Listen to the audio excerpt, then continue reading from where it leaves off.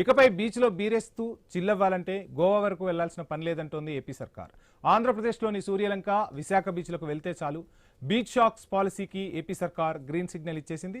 ఇందుకు సంబంధించి కూడా మార్గదర్శకాలను ప్రభుత్వం విడుదల చేసింది. ఇక పైలట్ ప్రాజెక్టుగా 4 బీచ్ షాక్స్ బార్లకు అనుమతి కూడా ఇచ్చేసింది. సూర్యలంక, విశాఖ బీచ్ల్లో బీచ్ షాక్స్ బార్లు ఏర్పాటు చేస్తున్నారు.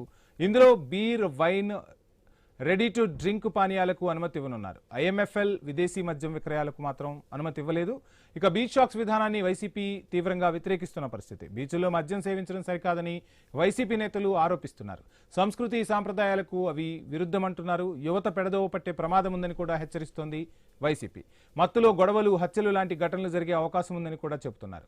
అలాంటి ఘటనలు జరిగితే ఎవరు బాధ్యత వహిస్తారని వైసీపీ నేతలు ప్రశ్నిస్తున్నారు. రైట్, ఇక ఇదే అంశానికి సంబంధించి అజెండాలో మాట్లాడేందుకు వెంకటరమణ గారు, వైసీపీ లీడర్, అదేవిధంగా చంద్రశేషు గారు తెలుగుదేశం పార్టీ నుంచి మనకు సిద్ధంగా ఉన్నారు.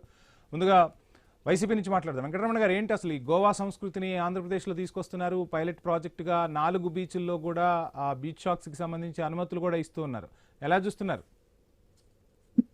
సార్? ఈరోజు ఈ రాష్ట్రంలో మద్యం మీద ఈరోజు దృష్టి పెట్టారు. ఎందుకంటే ప్రశాంతంగా ఉన్న ఆంధ్రప్రదేశ్ ని ఇప్పటికే వెంకటరమణ గారు ఒక్కసారి మీ మొబైల్ సెట్ చేసుకోండి. జూమ్ సార్ చూడండి సార్. Okay sir.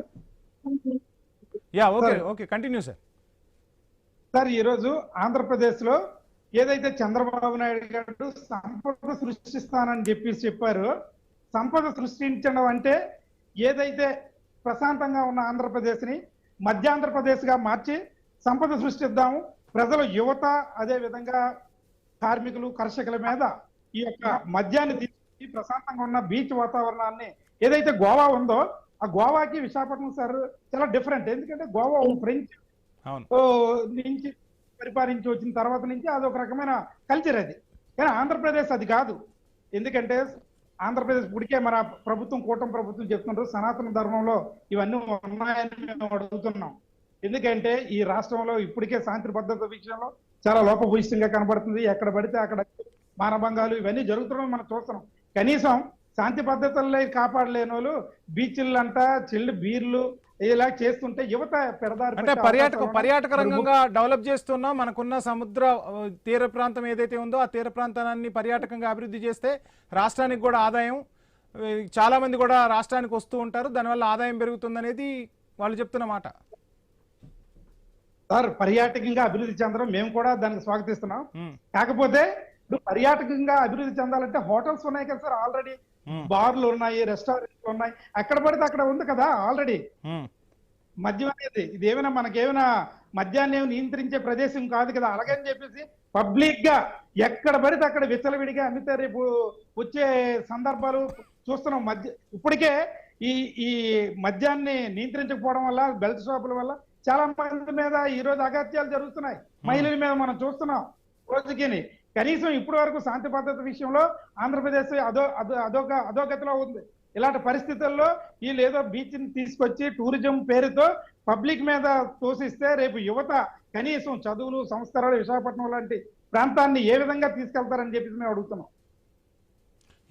చంద్రశేష్ గారు ఏం చెప్తారు? మొత్తంగా మద్యంతోనే ప్రభుత్వం నడుస్తుంది. మద్యం అనేది ప్రభుత్వానికి ఒక ఆదాయ వనరు అయింది తప్ప ప్రజల సంక్షేమం పట్టట్లేదు. పర్యాటకానికి మేము ఎక్కడా అడ్డు తగలట్లేదు, కానీ పర్యాటకం పేరుతో వీళ్ళు చేసే విధ్వంసం ఏదైతే ఉందో ఆ విధ్వంసానికి వైసీపీ వ్యతిరేకం అంటున్నారు. ఏం ఆన్సర్ చేస్తారు? రైట్. ముందుగా మీకు, అదేవిధంగా ప్యానల్ ఉన్నటువంటి వైఎస్ఆర్సీపీ రమణ గారికి, అట్లాగే మన ఛానల్ వీక్షిస్తున్నటువంటి ప్రేక్షకులందరికీ కూడా శుభ సాయంత్రం. ఇప్పుడు ఈ మాటలన్నీ వీళ్ళు మాట్లాడడం అనేది అంటే మీకు ఎలా ఉందో తెలియదు, కానీ నాకైతే కొంచెం చాలా హాస్యాస్పదంగానే ఉందండి. ఎందుకు ఉందనే దానికి ప్రశ్న ఏంటంటే, వీరు హయాంలో 2019 ఎన్నికల ముందు వీరు నాయకుడు గాని, వీళ్ళ నాయకత్వం, ఎంటైర్ నాయకత్వం గాని, మేనిఫెస్టో గాని చెప్పిన మాట ఏంటంటే, ఆంధ్రప్రదేశ్ రాష్ట్రంలో మద్యపాన నిషేధాన్ని దశల వారీగా నేను తీసుకొస్తాను. మద్యపాన నిషేధం చేసినాకే 2024లో నేను ఎన్నికల్లో ఓటు అడుగుతాను అన్నది వీరి నాయకుడు ప్రతి ఎన్నికల సభలో చెప్పినటువంటి మాట. అవునంటారా కాదంటారా? చెప్పిన తర్వాత మద్యపాన నిషేధం ఎక్కడా కూడా చేయలేదు సరిగదా. మద్యపానానికి సంబంధించి గేట్లు తెరిచి విచ్చలవిడిగా షాపులు ఇవ్వడంతో పాటుగా మద్యం మాల్స్ ని కూడా ఇంట్రడ్యూస్ చేసి రేట్లన్నీ దారుణంగా పెంచి అదే అంశం గురించి మాట్లాడుతున్నాం. ఐ న్యూస్ స్క్రీన్ పై బిగ్ బ్రేకింగ్ చూస్తున్నాం. చెంచల్గూడ జైలుకు సునీల్ ను తరలించారు ఈడీ అధికారులు. మొత్తంగా వైసీపీ హయాంలో జరిగిన లిక్కర్ స్కామ్ కి సంబంధించి బ్రేకింగ్ అయితే అందుతోంది. సో కారుమూరి నాగేశ్వరరావు కుమారుడు ఎవరైతే ఉన్నారో ఆ కారుమూరి నాగేశ్వరరావు కుమారుడికి సంబంధించి అరెస్ట్, అదేవిధంగా రిమాండ్ కి సంబంధించి చెంచల్గూడ జైలుకు తరలించడం అయితే జరిగింది. సో ఐ న్యూస్ స్క్రీన్ పై బిగ్ బ్రేకింగ్ చూస్తున్నాం. So please continue Saikrishna. Yes, నేను కూడా అదే చెప్తున్నా. వీళ్ళు మద్యాన్ని పెద్ద స్కామ్ గా తీసుకొచ్చి రాజకేశ్ రెడ్డి దగ్గర నుంచి ఈ రోజున ఎవరైతే పౌర సరఫరాల శాఖ మంత్రిగా పనిచేసినటువంటి కారుమూరి నాగేశ్వరరావు కొడుకు ఈ రోజు వైఎస్ఆర్సీపీ నుంచి 2024 ఎన్నికల్లో ఏలూరు పార్లమెంట్ నుంచి పోటీ చేసినటువంటి ఎంపీగా పోటీ చేసినటువంటి ఒక అభ్యర్థి ఈ రోజున మనం చూస్తా ఉన్నాం. మీరు బిగ్ బ్రేకింగ్ అంతా కూడా స్క్రీన్ మీద చూపిస్తా ఉన్నారు. అది వీళ్ళ తాలూకా చరిత్ర మద్యం సంబంధించి వీళ్ళు మాట్లాడుతూ ఉంటే మరి అది హాస్యాస్పదంగా ఉండకపోతే ఎలా ఉంటది అనేది మీరు ఆలోచన చేయండి. ఒకటి. రెండోది, కానీ గోవా అంటే ఆ కల్చరు, ఆ విధానం, అక్కడికి ఎందుకు వెళ్తారు, ఎవరు వెళ్తారు అనేది తెలుసు. కానీ ఆంధ్రప్రదేశ్ లోని బీచ్లను ఈ విధంగా తయారు చేయటం వల్ల చాలా మంది ఫ్యామిలీస్ కూడా అక్కడికి వెళ్ళాలనుకుంటారు సేద తీరటం కోసం. సో వాళ్ళందరికీ ఇబ్బందికరమైన వాతావరణం ఉండదా గోవా లాంటి బీచ్లు తయారు చేస్తే? సో ఇక్కడ ఉన్న వాళ్ళ గురించి ఆలోచించాల్సిన అవసరం లేదా? అంటే కాదు, ఒక్కసారి మీరు కనుక విశాఖపట్నం బీచ్ అంటే మీరు ఎప్పుడన్నా పర్యటించి ఉండుంటే మీకు ఒక గతానికి ఇప్పటికి మీకు ఆ చేంజెస్ కనపడతాయండి. కంప్లీట్ గా టూరిజం ఆస్పెక్ట్ లో చేస్తున్నారు తప్ప మద్యాన్ని ఏర్లై పారించేసి ఏదో అక్కడంతా కూడా ఫారెన్ మద్యాన్ని తీసుకొచ్చేసి అక్కడ ఏదో క్యాసినో కల్చర్ తీసుకొచ్చేసి దాన్ని అంతా స్పాయిల్ చేసేటువంటి కార్యక్రమం చేయట్లేదండి కూటమి ప్రభుత్వం. టూరిజం ఆస్పెక్ట్ లో చేస్తున్నారు, అది మీరు గమనించాల్సిన. చంద్రశేష్ గారు కాలర్స్ కూడా మాట్లాడుతున్నారు, ప్రొద్దుటూరు నుంచి మాట్లాడుతున్నారు. సార్ నమస్కారం. నమస్తే సార్.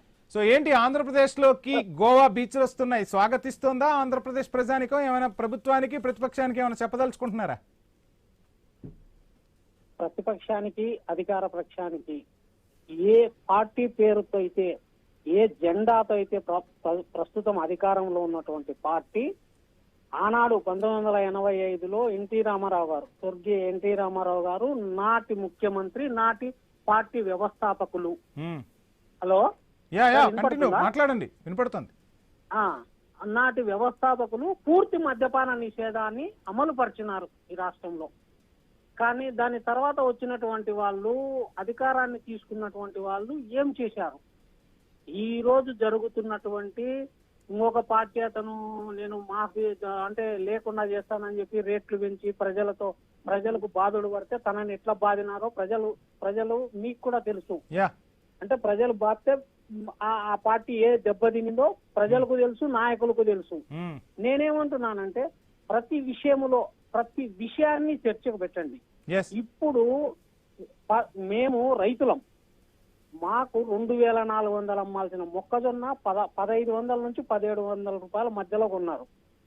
మధ్యలో కొంటే ఏదైతే మొక్కజొన్న నుంచి పశువులకు కానీ, కోళ్ళకు కానీ, పందులకు కానీ, చేపలకు కానీ, రొయ్యలకు కానీ దానాగా తయారు చేస్తారో టన్నుకు 20,000 పెంచారు. అంటే మాకు మద్దతు ధరలో టన్నుకు 10,000 ధర తగ్గితే టన్నుకు 20,000 రేటు పెరిగితే ఈ రాష్ట్రంలో పరిపాలించేటటువంటి పార్టీ ఎవరికైనా కోపం రావచ్చు.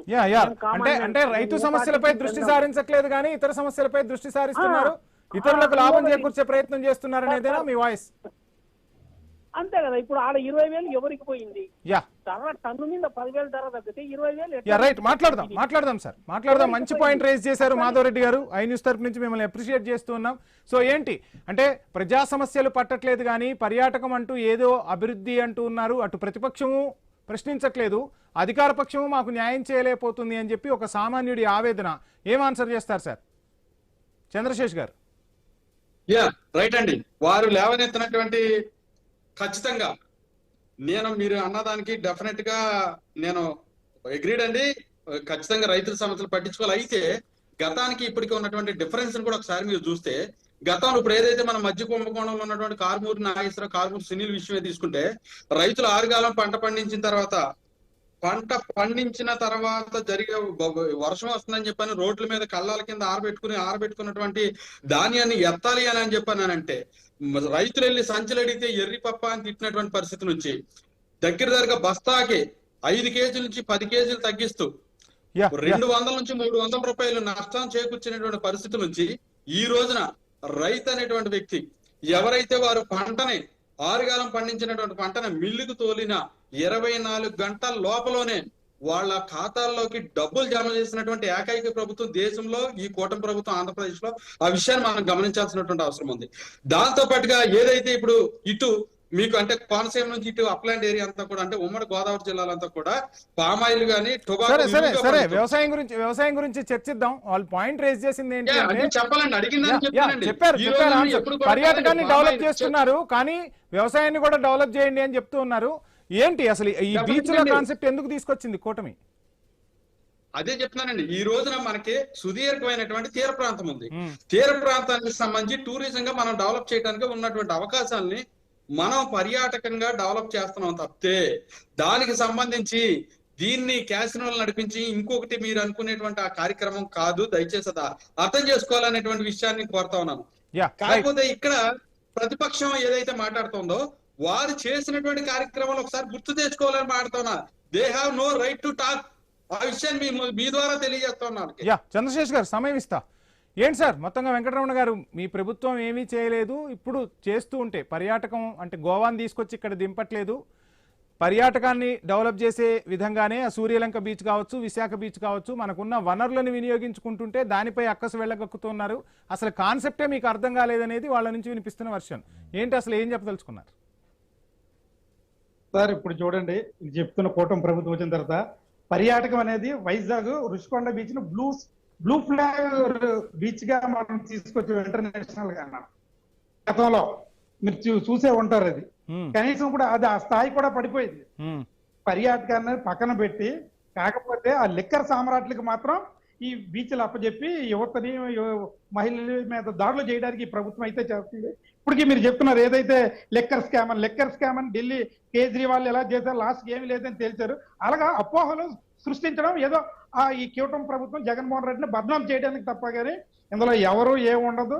ఇలాగ అరెస్ట్ చేసిన కవిత గారిని కూడా లాస్ట్కి ఏమి లేదు తేల్చడం అనేది జరిగింది. కాకపోతే ఈ ప్రభుత్వాన్ని అలాగే ఇరికిన పట్టాలని చెప్పేసి లెక్కర్ స్కామ్ అని చేసాం. మేము ఏది కూడా ఇలాగ మేమేమైనా బెల్ట్ షాప్లు ఏమి పెట్టలేదు. ఏది కూడా ఏదైనా జరిగినా సరే అధికారికంగా అమ్మారు తప్ప కానీ ప్రభుత్వ ఆధీనంలో జరిగింది, ప్రైవేట్ ఆధీనంలో ఏం కాదు. ఆ వచ్చేవన్నీ కూడా ఆ లెక్కలు కూడా వాళ్ళకి కనిపించి జరిగాయి. ఒక చిన్న సబ్మిషన్ చంద్రశేష్ గారి నుంచి. చంద్రశేష్ గారు ఏంటి సబ్మిషన్? ఒకటండి, వారు నిజంగా జరుగుతుంటే ఈ రోజున 1, 2 కదండి ఛార్జ్ షీట్లు అనేక విషయాలు ప్రూవ్ అయ్యి గోల్డ్ దగ్గర నుంచి మనీ లాండరింగ్ దగ్గర నుంచి అనేక విషయాలు ప్రూవ్ అయినాయండి. నేను ఒకటే ప్రశ్నిస్తా ఉన్నా, ఎందుకని మీరు డిజిటల్ కరెన్సీని యాక్సెప్ట్ చేయలేదు? ఎందుకని మీరు క్యాష్ అండ్ క్యారీని యాక్సెప్ట్ చేశారు? ఎందుకు ఈ రోజు ఇంత జరిగి ఇన్ని అరెస్టులు అవుతుంటే ఎందుకు మీరు సత్యాలత నిరూపించుకోలేకపోతున్నారు? దానికి ఆన్సర్ చేయమనండి. ఏంటి ఆ 3 క్వశ్చన్స్ ఆన్సర్ చేస్తారా? సార్ చేస్తాం సార్. ఏం లేదు, మేము ఏదైతే ఉందో అప్పుడున్న కరోనా టైం, అది కరోనా టైంలో ఏదైతే ఉందో ఇప్పుడు మీకు నగదైతే ఉంది, మీకు ఎక్కడికి వెళ్ళా సరే అది ఒక ఆన్లైన్ లో మాత్రమే జరిగింది కదా. ఎప్పుడైతే అమ్మారో అది కూడా చూసారా లేదో గతంలో కూడా చాలా మంది చెప్పడం జరిగింది. ఈవినింగ్ కల్లా గవర్నమెంట్ కట్టేవారు, అది కడితే మీకు నష్టం ఏంటట. మీరు వచ్చిన తర్వాత ఏం చేస్తున్నారు? ఎక్కడ చూసినా సందులు లేదు, దేవాలయాలు లేవు, బడులు లేవు, గుడులు లేవు, ఎక్కడ పడితే అక్కడ బిచ్చలవిడిగా మద్యాన్ని ప్రజల మధ్య తోసేయడం చూడలేదా ప్రజలందరూ కూడా? కానీ దేశ ప్రధాని భారత్ డిజిటల్ వైపు అడుగులు వేస్తుందని చెప్తూ ఉంటారు. మీరు ఆ ప్రతి బిల్లుకు కూడా మద్దతు తెలుపుతూ ఉంటారు ఇండైరెక్ట్ గా ఉన్నా. అటువంటి దేశంలో ఉండి పక్క దేశాల్లో కూడా యూపీఐ అమలు చేస్తూ ఉంటే ఎందుకు ఆంధ్రప్రదేశ్లోనే యూపీఐ సేవలు కాకుండా డైరెక్ట్ క్యాష్ తీసుకోవాల్సి వచ్చిందనేది ఒక ప్రశ్నే కదా. అది ఎందుకు వచ్చినాయి ఆ పరిస్థితులు? సార్ చూడండి సార్, మీరు చెప్పేది వినండి. కూలీ నాలి చేసుకునే వాళ్ళు ఉంటారు, కనీసం వాళ్ళకి మొబైల్స్ ఉంటాయండి. మొబైల్స్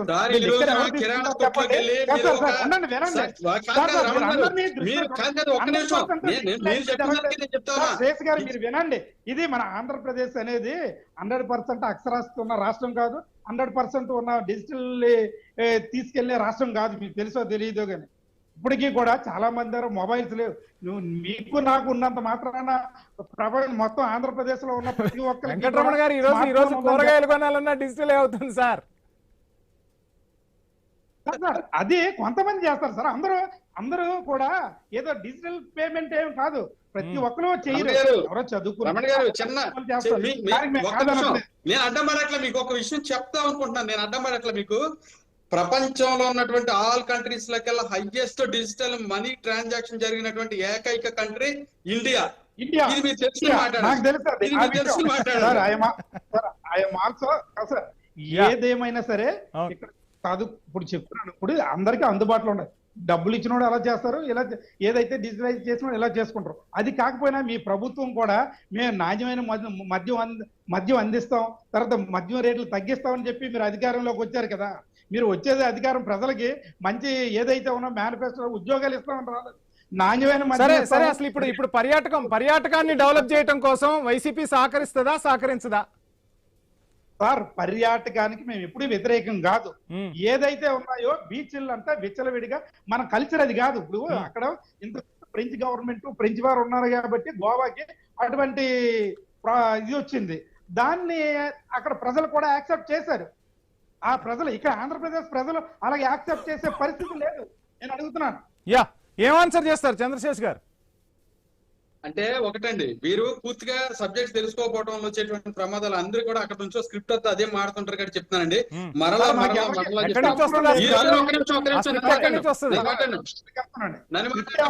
మాట్లాడినామండి. నేను రమణ గారు, నేను ఒకటి చెప్తానేనండి. నేను కూడా ఆంధ్ర యూనివర్సిటీలో 13 సంవత్సరాలు చదువుకున్న విద్యార్థి నాయకుడికి అనేక పోరాటాలు నడిపిన. విశాఖపట్నం ఆ ఎండ నుంచి ఎండు వరకు ప్రతి పాయింట్ కూడా నాకు తెలుసు, నాకు అవగాహన ఉంది. నేను ఒకటే చెప్తాను రమణ గారు, గుర్తుపెట్టుకోవాలి. ఈ రోజున కేరళ హైయెస్ట్ ఇన్కమ్ ని టూరిజం నుంచి తీసుకుంటుంది, గోవా హైయెస్ట్ ఇన్కమ్ టూరిజం నుంచి తీసుకుంటుంది.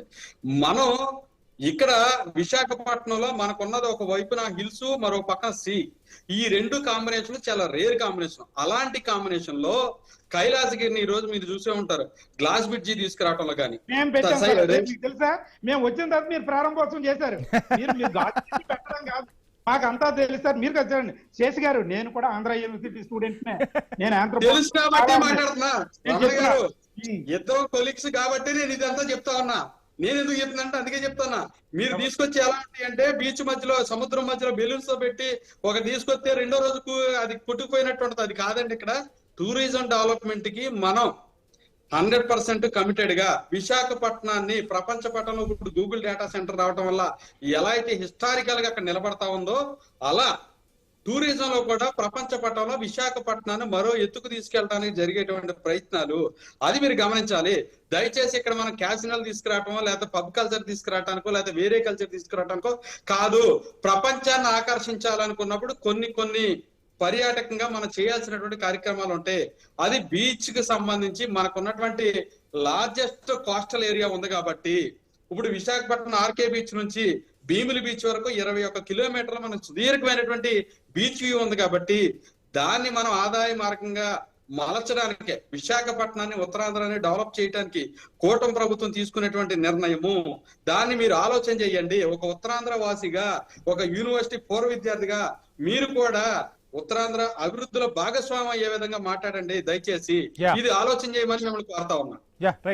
సార్, ఉత్తరాంధ్ర ఫైనల్ గా ఏం చెప్తారు సార్? ఇప్పుడు చెప్తున్నాను చూడండి, ఉత్తరాంధ్ర కోసం మీరు తెలుసో లేదో, ఉత్తరాంధ్ర అభివృద్ధి కోసం భోగాపురం ఎయిర్పోర్ట్ కానీ అదే విధంగా చూసుకుంటే ఏదైతే ఉందో ఈ మన భోగాపురం ఎయిర్పోర్ట్ కూడా అప్పుడు మేము ఏదైతే 6 లైన్స్ రోడ్స్ కూడా మేము ప్రొవైడ్ చేసేది గడ్కరీతో జరిగింది. అది ఇప్పుడు అది కార్యరూపంతో ఇప్పటికీ కూడా అవసరం లేదు. అది ఎందుకంటే వీళ్ళు కోర్టులో కేసులు వేశారు. అది మేము ఎందుకంటే అప్పుడు యాజ్ ఎ కార్పొరేటర్ కౌన్సిల్ లో ఉన్నాం మేము సార్. నిజం, వాస్తవం ఇది. వాస్తవం